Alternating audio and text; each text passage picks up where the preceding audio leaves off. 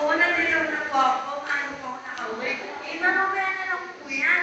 Kasi may given po kami ng mga... May given po kami ng mga friend ko. Nandiyan lang ako sa sili eh.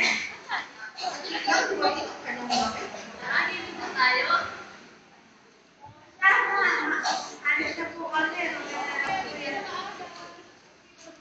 Yan. Sila po'y naglakwat siya, nagsayang ng oras sa labas, sa pagkumol, at kung ano pa po ang kanilang mga ginawa. At, ayan, nasa mall na po sila.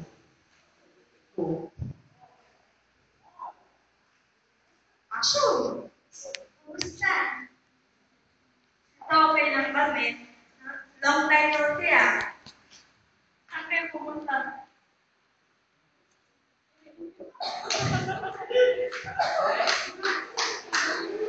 Oh, picture lang! Ayan, sige. Saan daw kayo pupunta?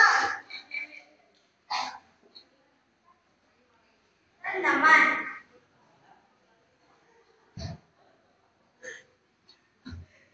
Tatawa po sila. Sayaw mo na. Kasama Saan daw. naman? Saan kayo masaya? Sabihin ni Paula, nakagaling lang kasi kami sa AGW. No, yung pala, galing sila sa UGW. Anong AGW? Counter Guard Weekend. Ano to? Ah, Basta. gusto niyo sumama? Oo, ako gusto ko. Kayo, friend, gusto niyo ba? Isipan namin. Hindi masyadong busy eh. Busy daw sila. Busy nga naman eh. Ano rin? Gusto mo sumama? Blacking. Gusto ko sana kasama lang. May date daw siya. Pero sa susunod na linggo, sama kayo ah. O, yun. Sige. Kasama daw sila. Tapos, yun. Nagwahiwalay na akong magkakaibigan. Yan. Makaraan ng isang linggo, si Mar ay tumalo sa EGW at di niya pinagsisihan ang pagpunta niya dito. Maraming binago ang Diyos sa buhay niya. Natutunan niya na lahat ng ginagawa niya noon ay hindi pala tama at siya'y nagdisyong sumunod sa kalooban ng Diyos. At ito pa ang mga sumunod na pangyayari. Pagdating niya sa bahay, tingnan po natin kung anong gagawin. Tok.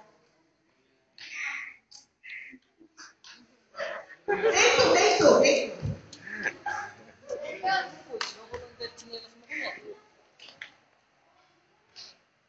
I love you so much. Sama ko. Dili ka sarap. X3. Di ba, aling umayak, wag lang tumawa. I love you, Mama. Sorry po sa mga kukulang pa sa mga kasalanan. Natutulog po siyang humingi ng tawad sa kanya. Kasi dati po siya'y pasaway. Ngayon, natutulog po siyang sumunod sa kanyang ina. At nakalipas ang ilang minuto, dumating naman ang kanyang barkada na talaga namang walang ibang ginawa kundi ang bumili. Tok.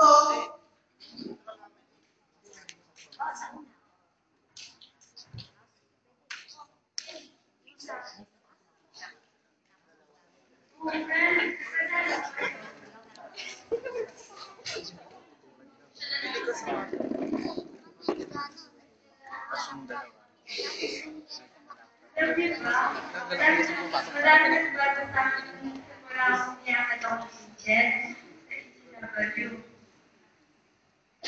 Nalaman ko na yung pinagagawa namin na yung pinagagawa namin natin. Mali pala yun. Kasi diba, gusto nyo sumama sa SW?